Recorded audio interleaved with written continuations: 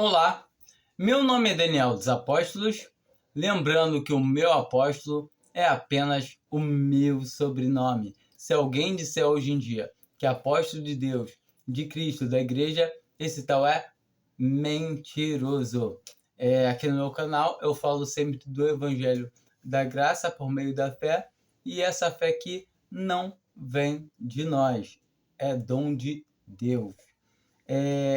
Nós terminamos ontem a carta aos Gálatas, e é bastante interessante a gente poder perceber que o apóstolo Paulo, nessa carta que ele discorre, como ele mesmo coloca, né, com a tristeza dentro dele nessa carta, porquanto as outras assembleias, a gente vê que se tinha algum problema entre irmãos, ele aconselhava para poder ser resolvido. Se tinha alguém em pecado moral, ele brigava para essa pessoa ser tirada fora da comunhão. A gente vê que depois se tem alguém que está arrependido, para receber essa pessoa. E todavia a gente vê que Paulo usa de sarcasmo muito ali na igreja dos Coríntios, né? na Assembleia dos Coríntios. A gente vê todo o tempo que ele, sabe, aquele jeito dele, você já renasce, vocês, como se eles tivessem alcançado um pouco da sabedoria que eles tinham da palavra de Deus por conta própria, por seus esforços. E a gente vê todas isso, mas a única carta realmente que a gente vê que o apóstolo Paulo, ele fica realmente, como ele escreve aqui no versículo 1, ele fica perplexo, sabe? Ele tá assim, como assim? Eu preguei o evangelho para vocês, eu falei que o evangelho é Cristo crucificado, e agora tem outros que andam vos inquietando. E a gente vê que nesse capítulo 1, ele discorre, né, falando sobre esse evangelho que não é outro, que é um evangelho maldito. O que aniquila a cruz de Cristo é o evangelho dos falsos profetas, dos falsos mestres, que querem perverter, são os inimigos da cruz de Cristo.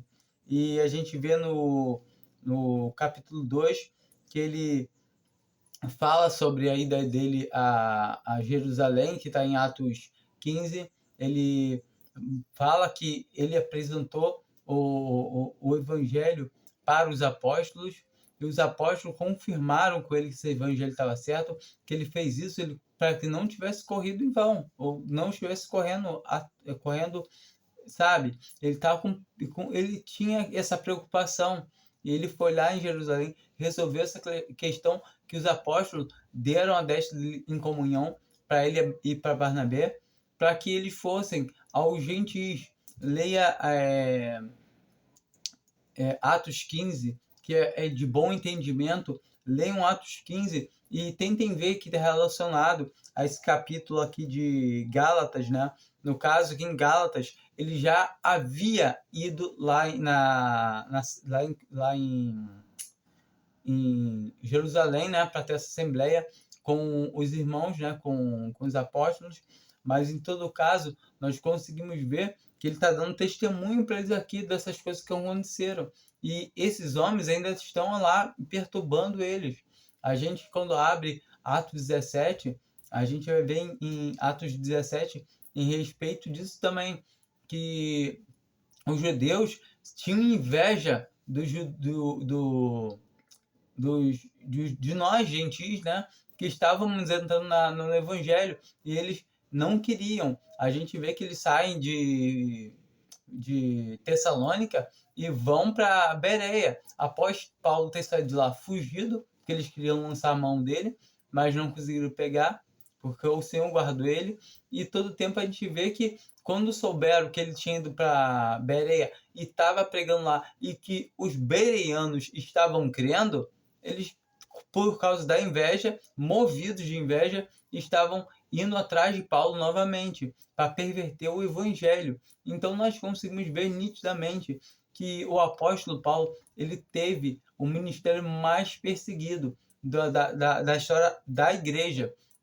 a gente entende que ele realmente, como está escrito em Atos 9, ele foi um vaso escolhido pelo Senhor para padecer pelo Evangelho. Ou seja, ele entregou sua vida pelo Evangelho.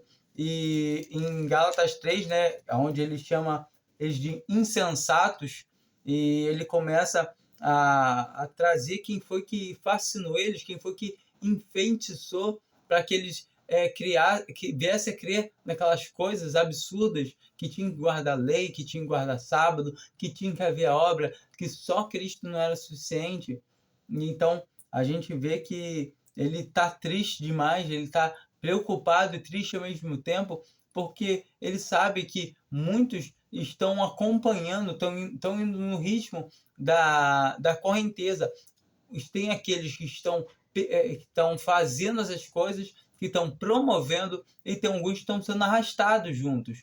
E isso também acontece hoje no meio da cristandade. Professa que a gente vê que tem muita gente realmente com o desejo de servir ao Senhor, de servir a Deus, mas são empurrados, são arrastados por causa dessa corrente que tem errada. A gente tem que observar que a palavra de Deus fala que haveria tempos em que não suportariam a sã doutrina, sentindo comichão nos ouvidos, e tumultuariam para si falsos profetas. Ou seja, esses falsos profetas que eles arrumam para eles são esses que falam o quê? Coisas agradáveis. Tá em 2 Timóteo, se eu não me engano, 3 ou 4, onde tá bem claro que esses são aqueles que pervertem o evangelho, ou seja, o que querem arrastar, levar mulheres cativas, ou seja, mulheres nécias, carregadas de pecados.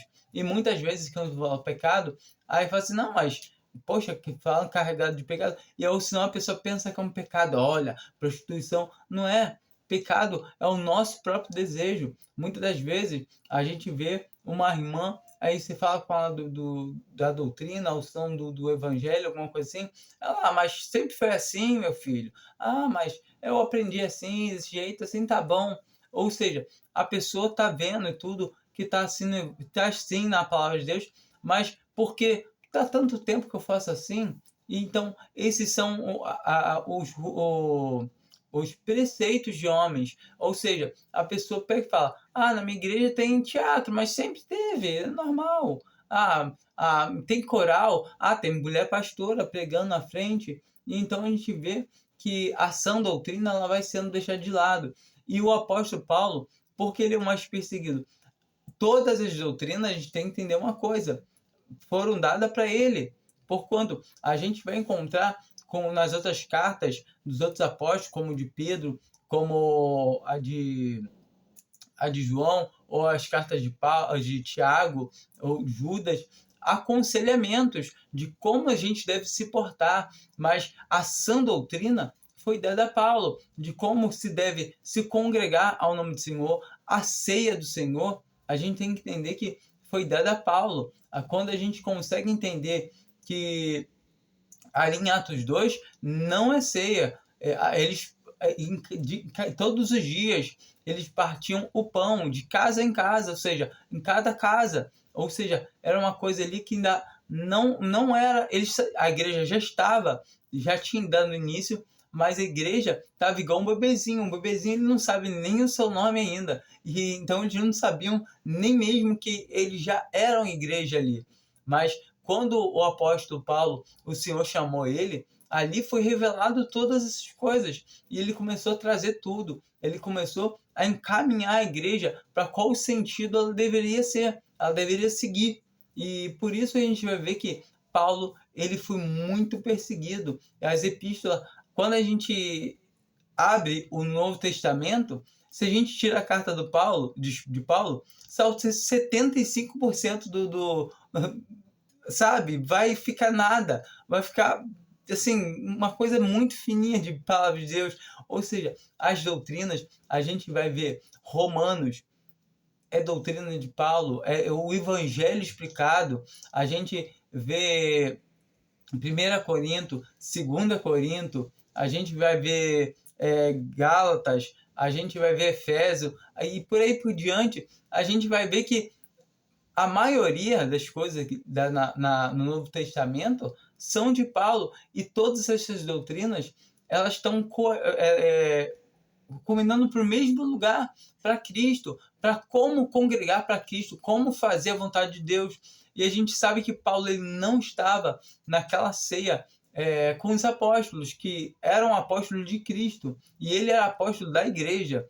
Então, a gente sabe que ele não estava lá, mas ele, por revelação, recebeu. E em 1 Coríntios 11, a gente vê que ele fala: irmãos, eu já entreguei-vos o que também eu recebi, que Cristo, na noite em que foi traído, tomou o pão e tendo dado graças, partiu. E do mesmo modo, o cálice. Aí ele pega e explica.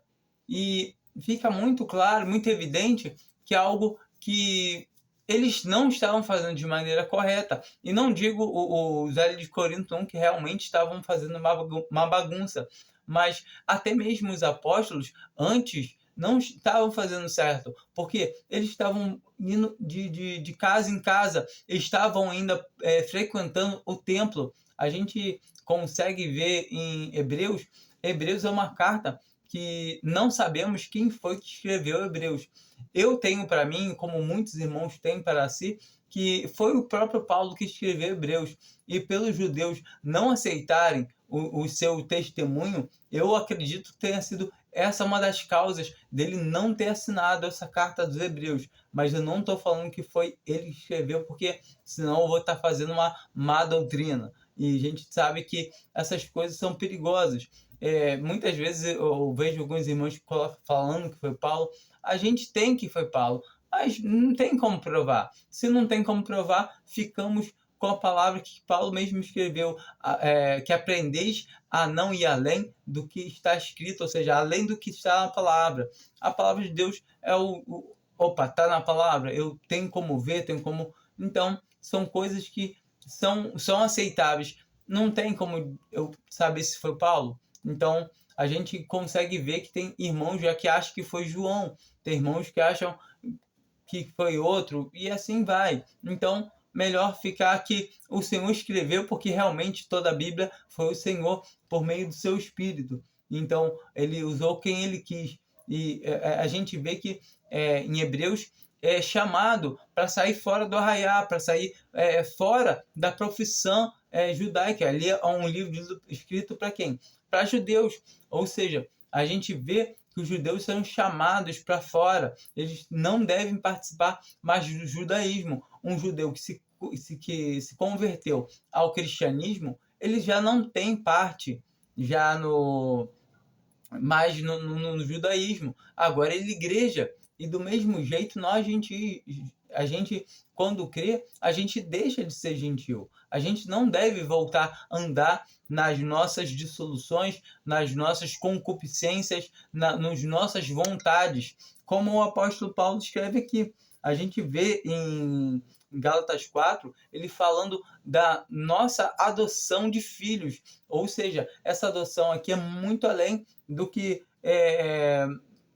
qualquer outra coisa, porque a gente entende que assim como Isaac é filho da promessa, nós também somos da promessa, porque nascemos da livre, ou seja, nós somos de cima, como a palavra fala, ou seja, nós nascemos de novo, nós nascemos de Deus, como está em João, no Evangelho de João 1, fala que a todos quanto creram, Deus deu-lhes o poder de serem feitos filhos de Deus, os quais não nasceram da vontade da carne, ou do sangue, ou do varão. Ou seja, a gente vê que a gente é nascido mesmo de Deus, como o próprio Senhor Jesus fala, Pai, em João 17, Pai, assim como tu me enviaste, eu também os envio.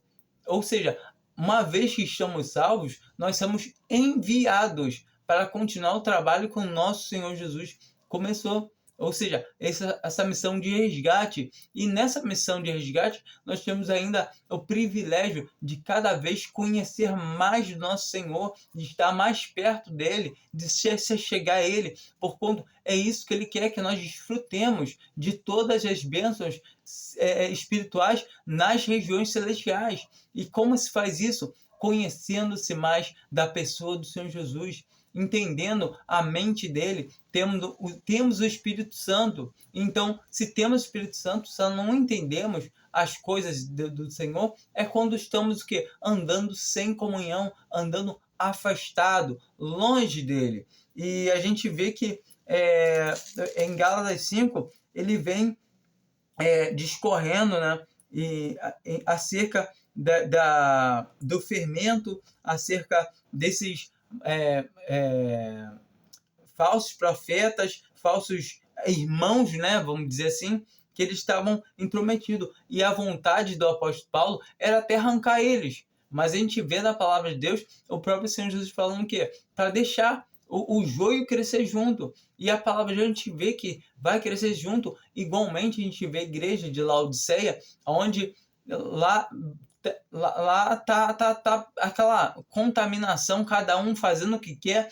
Laodiceia tá no mesmo ritmo do livro do Antigo Testamento, de Juízes. Cada um tá seguindo como quer. Então, por isso ela não é quente nem fria. Ela é morna. Porque eu faço o que é bom para mim, o que eu acho que tá legal. Então, eu não sou quente nem frio. Eu acho que essa doutrina assim, não quero não. Mas essa aqui é boa. E cada um tá escolhendo o que quer. Isso já virou essa bagunça, essa massa, aonde o próprio Senhor, ele dá testemunho que ele tá o quê? Ele fala: eis que estou à porta e bato. Ou seja, ele não está dentro, ele está fora. A gente vê em Apocalipse, no começo da carta de Apocalipse, que ele é aquele que passeia entre os candeeiros. Ou seja, ele está passeando no meio dos testemunhos da igreja. Em todo o tempo, quando chegam lá, Odisseia, onde ele está? Ele está à porta. E então é uma coisa triste. Mas ele fala que Filadélfia, ela tem que pouca força, mas guardaste a minha palavra. E esse é o mais importante de tudo. Primeiro é ter pouca força, é não se achar alguma coisa. Eu consigo, eu estou perseverando, seja por que for, seja tendo alguém fala assim, não, eu sou salvo por graça, mas agora eu estou perseverando. Nós perseveramos porque ele quer que nós perseveremos. A gente consegue fazer porque ele nos dá força, ele nos dá ânimo. E, poxa, quando a gente realmente entende isso, que nós de nós mesmos, não conseguimos dar um passo, a palavra de Deus fala, porque sem Cristo nada podeis fazer. E realmente, sem Cristo, nada a gente pode fazer. A gente encontra o Senhor Jesus meio falando, desculpa, eu estou fazendo confusão aqui, mas a palavra fala assim, Deus faz tanto o querer quanto o efetuar. E o irmão até me mandou essa passagem, e agora deu branco de novo, já não lembro mais onde está. E que fala que Deus faz tanto o querer, a vontade de fazer, eu tenho um desejo de fazer, quanto o executar. Ou seja, nós somos apenas instrumentos, ferramentas de Deus, que Deus usa como Ele quer.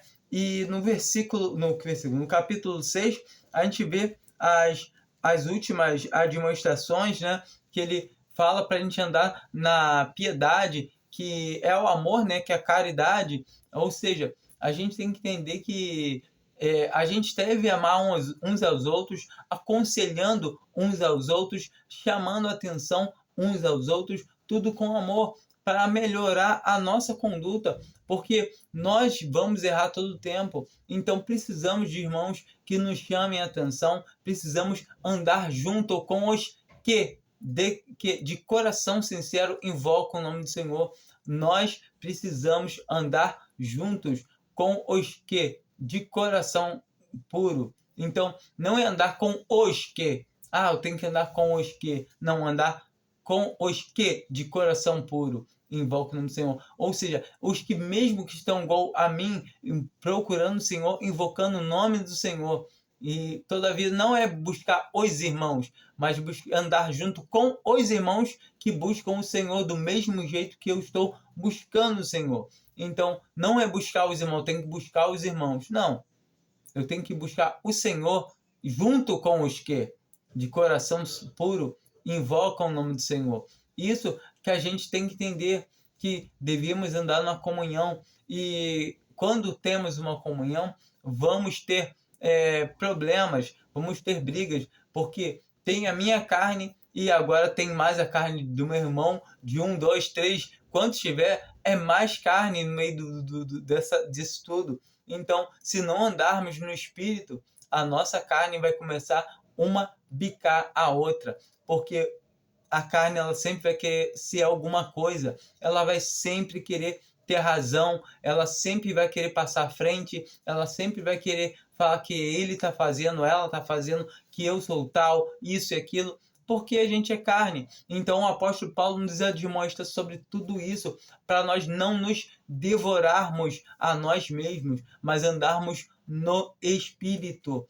Então, todavia, ele fala isso, ele se coloca no capítulo 5, ombro a ombro com cada um de nós, no capítulo 4 ou 5, agora eu me esqueci, mas a gente vê que ele se coloca de ombro a ombro com todos eles, independente se estão errados, se estão errando, se estão caindo, porque ele sabe que do mesmo jeito que eles são errantes, ele também é, porque Deus mesmo fala que ele mesmo fala que o Deus colocou um espinho na carne dele para que ele não viesse se exaltar.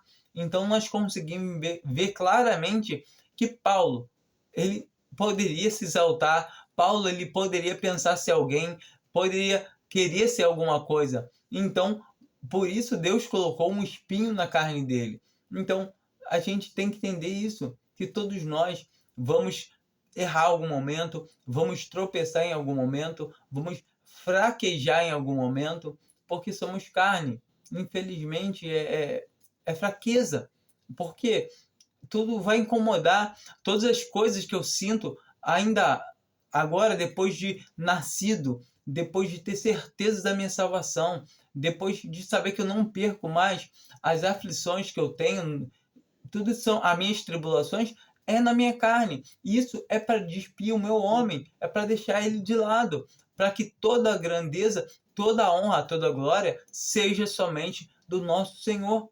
Quando a gente entende que toda honra e toda glória só deve ser dele, ou seja, a minha carne, ela deve ser rebaixada a nada. Ou seja, as obras de madeira, de feno ou de palha são obras naturais, é a carne. Então, elas têm que ser queimadas mesmo. Elas não prestam, elas vão ficar. Então, a gente tem que entender que o Senhor, ele está nos limpando, nos lapidando, cortando a carne, deixando só o que? Só a semente, só o trigo. Ou seja, o trigo não vai ficar com a casca. Ele quer a semente, ele não quer a palha do trigo. Porque se ele quisesse a palha, ele ficava com o joio. Porque o joio seria mais fácil. O joio só tem palha, não tem semente. Ele não quer palha. Ele quer o quê? Ele quer a semente. Então, nós temos a semente, nós temos que andar de acordo com a palavra de Deus, não dando ocasião à nossa carne, não dando ocasião essa coisa assim e tal, e se encher, começar. E muitas vezes eu estava vendo um vídeo do irmão, né, de uma conferência, ele estava falando sobre isso, que o inimigo não vai investir na vida de um cristão que está ali tal, fazendo a obra de Deus, que está congregando, que está lendo a palavra. Logo, tipo, o irmão está numa escala 10, aí vai chegar e vai jogar ele lá para uma escala 0, escala 1. Não vai. Ele vai fazer o quê? Vai jogar coisas lícitas, coisas que tiram o tempo dele, que tiram a atenção dele para as coisas de Deus. Aí daquele 10 ele cai para um 8, daquele 8 ele cai para daquele 9 ele cai para um 8, do 8 ele cai para um 7, do 7 vai cair para o 6, aí daqui a pouco tchau, a gente não vê mais aquele irmão, o irmão já não está mais congregando, e tudo por quê? Porque são coisas lícitas que tomaram o tempo dele. A gente tem que entender que se as coisas que são lícitas começam a tomar o nosso tempo demais em excesso, não é que não podemos fazer coisas lícitas. O próprio Paulo fala o quê? Posso todas as coisas, tudo que me é lícito. Ou seja, ele poderia fazer, mas não me deixarei dominar por todas essas coisas. O domingo é um dia do Senhor e muitas das vezes isso é particular, é um trabalho individual de cada um, é um exercício que cada um deve tratar com o Senhor, mas um dia de domingo é o dia do Senhor, é o primeiro dia da semana, é o dia que o Senhor ressuscitou, é o dia da ceia do Senhor. E quando a gente pega e olha que a gente está começando a dar prioridades para sair para fazer outras coisas, hoje eu não vou não, eu estou cansado, a gente começa a trocar as coisas do Senhor por outras coisas, muitas das vezes por coisas vãs, por coisas bobas. Falta um dia, outro dia, outro dia, outro dia, daqui a pouco bate um desânimo mais ainda, e essas coisas, o inimigo ele nos conhece, ele vai tentando fazer a gente ir procrastinando nas coisas do Senhor. A gente começa a ter dificuldade para ler a Bíblia. Poxa, tem que ler a palavra, vou ler depois. E sabe que tem que ler a palavra? Pega e leia. Tô sem vontade de ler, leia sem vontade. Tem que orar, mas poxa, tô com uma preguiça. Ore com preguiça. A gente tem que orar todo o tempo, ler todo o tempo. A nossa vida não é nossa. Ele morreu por nós. Então, quando a gente entende isso, que se eu deixar a minha vontade, quando eu tiver com vontade eu leio, eu não vou ler. Quando eu tiver com vontade eu oro, eu não vou ler. Aí que vem o quê? Vem os exercícios de provação, vem as correções. Quando fazendo coisas erradas, vem as correções. E quando estamos assim, de qualquer maneira, o Senhor fala, eu tenho que começar a exercitar meu filho. Para o quê? Para ele começar a fazer uma coisa. Então Deus é nosso Pai. Ele nos vê à toa, ele sabe que Satanás vai investir. Então ele coloca o quê? Tribulações. As tribulações são ótimas. A nossa carne acha ruim. A tribulação é de grandíssimo proveito. Quando a gente entende que a minha tribulação me faz eu orar mais e mais. A minha tribulação me faz eu correr para a palavra. Eu falei, Senhor, me ajuda, eu vou querer ler a palavra, eu vou querer ver algo que me dê sabe? E aí eu vou querer conversar com o irmão, eu vou querer falar com outro irmão, eu vou querer ouvir a palavra de Deus. Por quê? Por causa da minha tribulação. Porquanto, se eu estivesse numa boa maré, tá tudo bem, tudo azul, será que eu ia ligar para o Senhor? E nós somos assim. A gente pode até, não, eu tenho a vida tranquila e lembro do Senhor, mas a gente começa a fazer aquela oração no automático, aquele arroz com feijão, a gente começa a ler uns versículos da Bíblia assim, sem ler, e daqui a pouco se alguém te perguntar o que você leu, você já não sabe responder, porque você está lendo também no automático. E acontece muito isso. E realmente quando a gente está no sufoco, passando mal de tanta tribulação, está preocupado com alguma coisa, algo está acontecendo, e aí que a gente exercita por meio do que? Das provações. A gente tem que entender que o Senhor é maravilhoso na nossa vida. Ele nos guarda e ele coloca ainda o que? As tribulações, as provações para o quê? Para nos incentivar, para nos limpar, para arrancar essa carne da gente. Paulo ele fala que ele tinha desistido até da vida por causa das tribulações. Então a gente vê que a tribulação ela pode ser acima do limite da nossa vida, e porque a gente não é para a gente resolver, é para o que a gente fala, Senhor, não tem como resolver, Senhor, me ajuda. Senhor quer que a gente seja o quê? Dependente dele, somente isso. Fala assim, Senhor, eu dependo de ti. Se você não fizer por mim, Senhor, se tu não fizer, eu morro. É isso que o Senhor quer. O Senhor quer que a gente esteja, sabe, seus pés, dependendo dele. A única coisa que o homem deve ser dependente nessa vida é do Senhor. Então, o homem deve ser dependente do Senhor, ele deve andar em comunhão com seus irmãos, desfrutando, aconselhando seus irmãos e sendo aconselhados, que é o famoso lava-pés, que a gente vê que tem denominações que usam de jeito errado, que pessoas levam bacias e sabão para poder lavar os pés, mas não entendendo que aqui o lava-pés é simplesmente isso, eu pegar e falar o que a palavra de Deus está falando para o irmão, ajudar ele, aconselhar ele, eu me rebaixar, abaixar e lavar os pés do irmão. E o irmão fazendo o mesmo comigo, porque nós precisamos de um dos outros, da ajuda de um irmão. Sempre a gente falou sobre a corda de 3 dobras, ou seja, 2 irmãos é a corda de 3 dobras, porque o Senhor está no meio. Então a gente sabe que onde tiver 2 ou 3, a gente sabe que nesse caso a gente não está falando de congregar, mas o Senhor ele nos trata também dessa maneira, e a gente sabe que o lugar de congregar, então tem 2 ou 3, não é isso, é onde o nome do Senhor está. E cada um que pergunte ao Senhor onde que ele botou o nome dele, e o Senhor com certeza vai encaminhar essa pessoa até esse local. A gente tem que entender que o Senhor é magnífico, ele é esplêndido, ele nos ama, e tudo que passamos, a palavra de Deus fala que todas as coisas contribuem para o bem daqueles que amam a Deus. Ou seja, a gente ama a Deus porque ele nos amou primeiro. Então, eu adoro ver a passagem onde João Evangelista, né, o apóstolo, fala aquele que o Senhor amava. Ou seja, ele não se preocupava, igual Pedro, em falar que eu amo o Senhor a ponto de dar minha vida por ti. Mas não, ele sabia o quanto que o Senhor amava ele, aquele que o Senhor mais amava. Ou seja, ele sabia o quanto o Senhor amava ele. E esse sentimento devemos trazer, que Cristo morreu por nós, como Deus não nos dará juntamente com ele todas as coisas.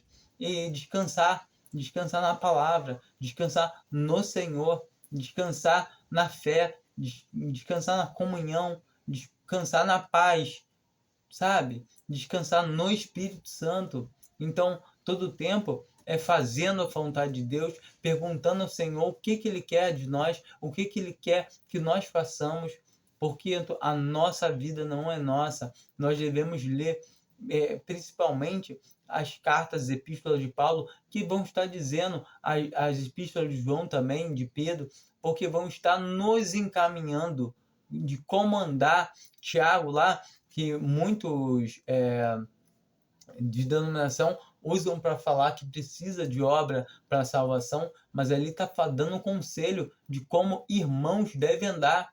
E se alguém não anda como irmão e me fala que é irmão e não tem obras, eu não vou considerar meu irmão. E pode ser um verdadeiro, legítimo. Eu não estou vendo as obras dele. Ele é um professante para mim. E ele pode ser, de verdade, um irmão sincero. A gente vê que em 1 Corinto 5 fala sobre isso. Fala que se alguém disser ser irmão, não andar com o irmão, com tal não andai, não saudai, nem comei com tal. Ou seja, a gente vê que tem tudo isso. Não é para a gente destratar ele e falar assim, agora você não é mais irmão. Não é isso. Mas por meio da nosso afastamento dessa pessoa, ele pega e fique o quê? Constrangido e volte a andar na presença do Senhor. Volte a andar direito como um servo de Deus. Porque um filho de Deus não deve andar como um mundano, não deve andar como um gentil, em que um dia já fomos, igual está escrito, eu não me lembro, acho que Apocalipse, eu não olhei, e que fala que não herdarão ladrões, mentirosos, idólatras, feiticeiros, tal. Aí fala assim, mas tais foste alguns de vós, mas foste lavados, foste justificados. Então, todo o tempo, pelo sangue do Senhor Jesus Cristo. Então, uma vez que o sangue do Senhor Jesus nos limpou, é eternamente. Ele não precisa, vou ter que dar outra mão de sangue, igual se fosse uma pintura. A pintura começou a descascar, tem que passar outro sangue aqui, que esse sangue secou, agora descascou, já está dando para ver o pecado já. Não, o sangue do Senhor Jesus, é o alvejante perfeito. Não tem uma demão só. Já recebeu o sangue já recebeu Cristo na sua vida, como ele crucificado no seu lugar, e agora você tem certeza que ele ressuscitou ao terceiro dia, como confirmação de Deus Pai, como aceitação.